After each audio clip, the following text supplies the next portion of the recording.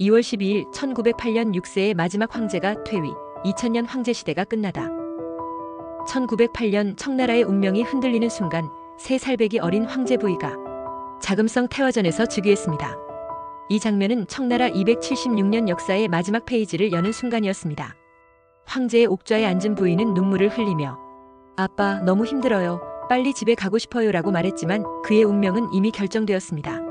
청나라를 이끌어야 할 책임이 어린아이의 어깨에 놓였습니다. 하지만 이는 단순한 즉위식이 아니었습니다. 부이의 등극은 이미 무너져가는 제국의 마지막 발버둥이었으며 외세와 내부 붕괴 속에서 황제라는 존재가 더 이상 의미를 갖지 못하는 시대가 오고 있었음을 의미했습니다. 황제의 보호자였던 융유태후는 사실상 조정을 운영했지만 그녀는 과거 서태후처럼 강력한 통치력을 갖지 못했습니다. 더구나 청나라의 몰락을 초래한 원인이었던 외세의 개입과 혁명 세력의 반발은 더욱 거세지고 있었습니다. 1911년 10월 10일 무창에서 시작된 신해혁명은 마치 쓰러지는 거대한 나무처럼 중국 전역으로 확산되었습니다. 청나라는 빠르게 무너졌고 각 지역에서 독립을 선언하는 움직임이 잇따랐습니다. 청황실은 이를 저지할 힘이 없었고 마지막 선택지로 원세계를 내각 총리 대신으로 기용했습니다. 그러나 원세계는 청나라를 지키기보다는 자신의 권력을 확장하는 데 몰두했습니다. 결국 그는 손문의 중화민국과 협상하여 황제제도를 폐지하고 공화정 수립을 지원하는 대가로 대총통 자리를 차지하게 되었습니다.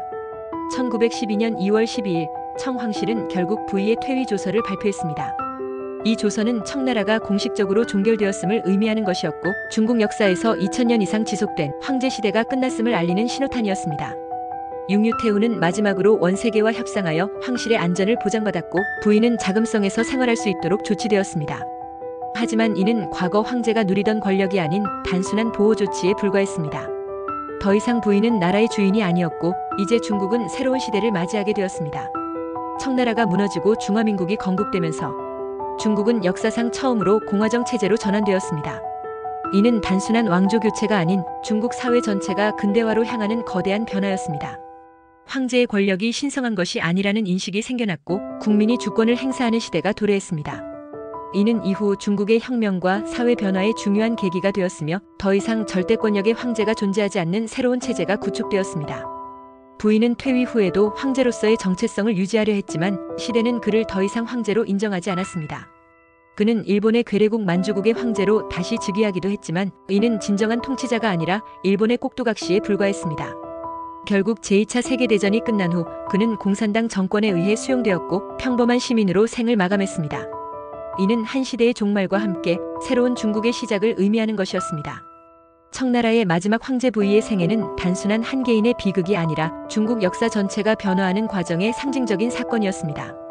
황제 시대가 막을 내리고 공화정이 시작되면서 중국은 근대 국가로 향하는 첫발을 내디뎠고 이는 이후 중국이 겪게 될 수많은 변혁의 시작이었습니다. 부이의 즉위에서 퇴위까지의 과정은 단순한 왕조의 종말이 아닌 새로운 중국이 태어나는 과정이었습니다. 구독과 좋아요는 영상을 제작하는 데 큰 힘이 됩니다.